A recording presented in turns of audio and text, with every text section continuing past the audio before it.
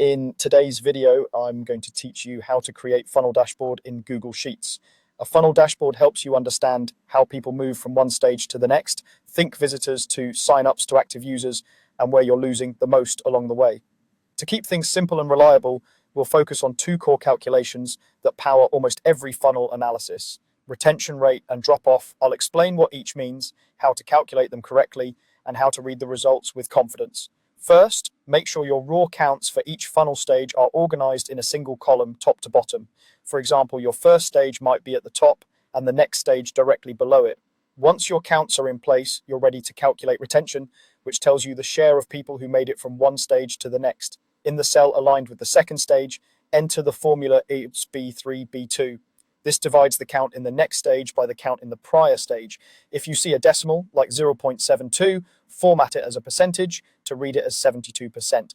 A higher retention percentage means more people continued through that part of the funnel. If your previous stage is 0, the calculation can't be computed, so check your data if you see an error or an extremely high or low value.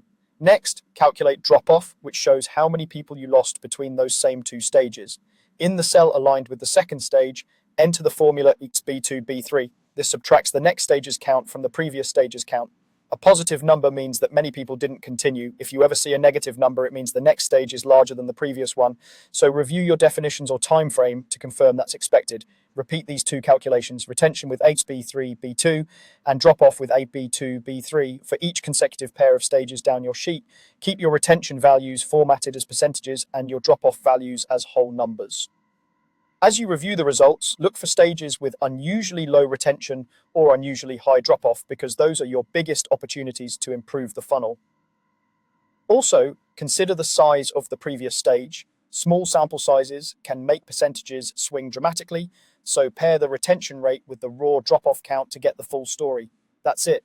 With just these two formulas, you have the backbone of a clear, actionable funnel dashboard in Google Sheets.